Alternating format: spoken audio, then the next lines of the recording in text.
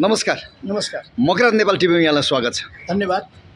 Nepali communist पार्टीको नेता हुनुहुन्छ हजुर। है।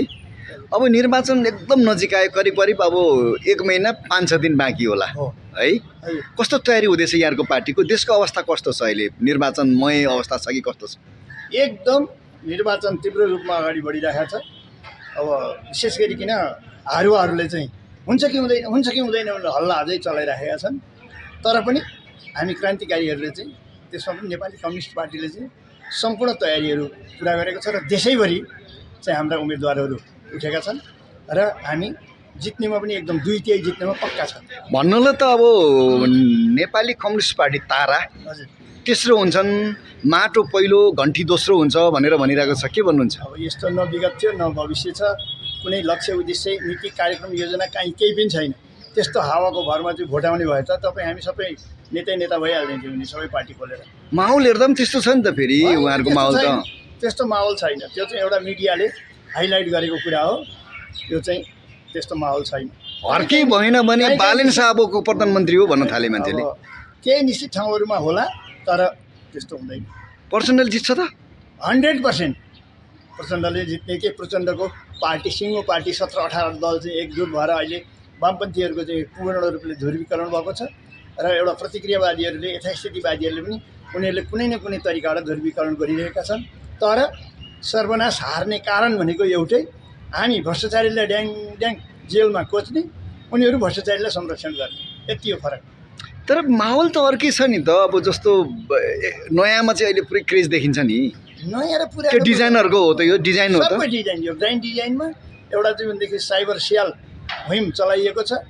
यस्तो हुइमले सही ठाउँमा पुर्याउँदैन। अहिले सोच्ने बेला यो सधैँको जस्तो निर्वाचन होइन। यो चाहिँ पहिला गरिएको निर्वाचन जस्तो होइन। एउटा विशेष परिस्थितिमा, एउटा कालखण्डमा जब क्रान्तिकारीहरूले यहाँका भ्रष्टहरूलाई जेलमा हाल्नेपछि सरकार ढालेर बनाइएको यो चाहिँ एउटा ग्राइन्ड डिजाइनमा बनाइएको, एउटा माथिबाट राज्य सत्तामा बसेर काङ्ग्रेस एमाले गोली हान्ने, अर्कोले पछाडिबाट गोली हान्ने, यी भौतिक संरचना राज्य सञ्चालन गर्ने ठाउँ नि आगजनी गरेर तोडफोड गरेर जेन्जी युवाहरूलाई चाहिँ गोली हान्दा मारेर आउने यी दुईवटा शक्तिलाई फेरि दिनु हो भने देश अझ खरानी हुन्छ।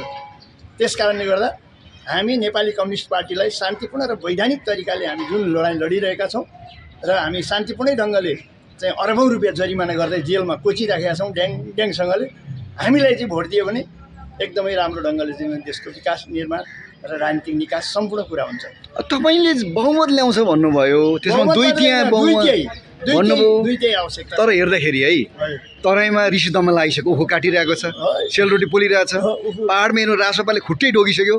कसरी भन्नुहुन्छ? होइन, उखु काट्दै सेलरोटी घुमाउँदैखेरि राज्य सञ्चालन गर्ने ठाउँमा पुग्न पाइन्थ्यो भने त सबैले उखु पनि काटेकै हुन्, किसानहरूले सेलरोटी पनि घुमाएकै छन् प्रत्येक घरमा। त्यस्तो कुराहरू हुँदैन। यो स्टनबाजी कुराहरू हुन्। यो मिडियाले उचालेको कुरा हो। यो चाहिँ के छ? हावा हो त जनता पछि लागेको? सबै यो हावा नै हो। कसरी हावा हुन्छ? जनतै पछि लागिरहेछन्। जनता एकखाले खान्थ्यो पित्तेमा अब सबै कुरामा चाहिँ भनेदेखि लाग्नेहरू छन्। एकखालेलाई दसैँ आइराखेको छ। अब यो देशको वास्तविक कुरो के हो, यो चुनाव प्रणालीले के गर्न खोजेको हो, के का लागि चाहिने हो यो निर्वाचन भन्ने कुराहरू चाहिँ बुझ्नु जरुरी छ नेपाली जनताले। र एकचोटि नेतृत्व पनि अब नीति नेकपा तत्कालीन चाहिँ माओवादी केन्द्रको र अहिले नेपाली कम्युनिस्ट पार्टीकै नीति भएको हुनाले नेतृत्व पनि उनीहरूकै आवश्यकता छ। एकचोटि दुईटै मत दिएर अब कार्यकारी अधिकारसहितको राष्ट्रपतीय शासन प्रणाली देशमा पूर्ण रूपले चाहिँ भनेदेखि समानुपातिक निर्वाचन प्रणाली, विज्ञहरूको टोली मन्त्रीमण्डलमा र सांसदहरूको काम अब नीति निर्माण गर्ने, कानुन बनाउने र योजना बनाएर देशमा काम गर्ने। यसका निम्ति हामीलाई दुईटै मत चाहियो। जस्तो अब तपाईँहरूको चाहिँ खान्तेपिन्तेमा खर्च गर्नुहुन्न? होइन, अब हामी त भ्रष्टाचारी नै होइनौँ। दुर्गा प्रसाद त भनिरहेको छ नि त, एमाले काङ्ग्रेस हजारौँ खरबौँ लुटेको भनेर। अब सत्ता सम्पत्ति तपाईँहरूलाई पनि भनिरहेको छ नेकपालाई, सत्ता सम्पत्ति प्रचण्डलाई दुरुपयोग भएको छ्याङ्गै देखिएको छ। प्रचण्डले त सिधा रोस्टममा उभिएर भनेदेखि यदि त्यस्तो खालको कुनै प्रमाणित भयो भ्रष्टाचार गरेको भनेदेखि छानबिन गरेर जेल हाल भनेर भनेको यो दुईटैको सरकारलाई काङ्ग्रेस एमाले खोइ त सक्यो। त्यो जनयुद्धमा चाहिँ लुटेको पैसा त प्रशस्तै छ भन्छ नि त। प्रशस्तै त राज्य सञ्चालन गर्ने 3 चोटिसम्म प्रधानमन्त्री भइसकेको यो देशको नागरिकहरू 3 करोड नागरिकले 1-1 रुपियाँ दियो भने 3 करोड हुन्छ। अहिले नेपालमा अब एउटा विश्वास हो, एउटा नीति कार्यक्रम र योजना हो। त्यसमा हामी चाहिँ भनेदेखि अब प्राकृतिक साधन स्रोतको व्यक्तिगत रूपमा गुटगत रूपमा हामीले दुरुपयोग गरेका छैनौँ, भ्रष्टाचार गरेका छैनौँ, कुनै असमान सन्धि सम्झौता गरेका छैनौँ। जसले त्यो काम गरे त्यसले आरोप लगाएको कुरा मात्रै हो। त्यसो भए निर्धक्क हुनुहुन्छ एकदम दुई तिहाई ढुक्क छौँ। बहुमत ल्याउन। ढुक्क छौँ हामी चाहिँ भनेदेखि 2 तिहाई बहुमत आउँछ हाम्रो। अझै शङ्का गरिरहेछ है तपाईँको। होइन, शङ्का र विश्वास त सँगै लानुपर्छ।